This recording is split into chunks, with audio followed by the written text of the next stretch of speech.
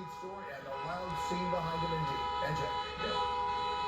Yeah, that's right, Bill. I need to start off the broadcast this evening by referencing the horns going off in the background.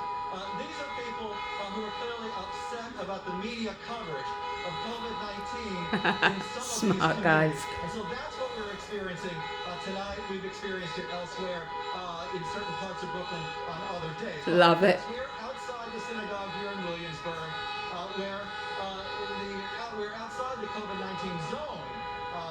It's very important to make that point. But authorities became concerned, Bill, when they heard rumors that there was going to be a wedding that would attract some 10,000 people. Well, the head of Brooklyn North has just assured me that it's not going to happen that way. All of that as authorities are determined to contain this virus. Small groups of Satmar Hasidim came and left from the ultra-Orthodox synagogue where thousands were expected to gather this evening for the wedding of the Grand Rabbi's grandson.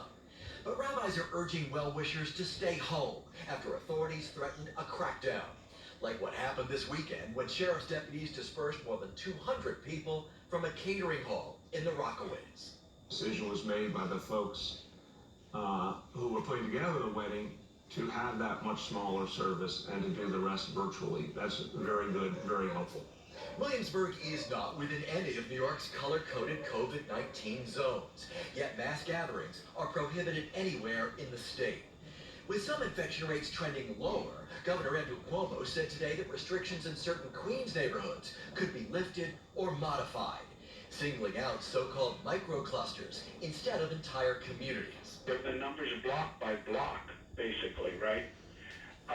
So you can change the contours, and on Wednesday we'll announce changes to the zones. And I do anticipate changes to the zones.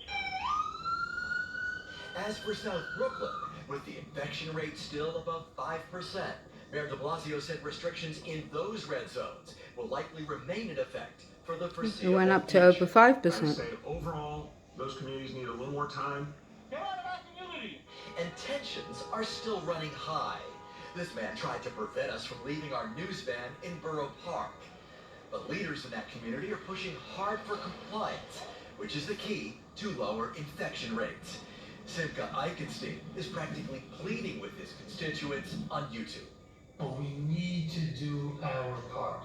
Wear a mask, get tested, and to the maximum extent possible, practice social distancing.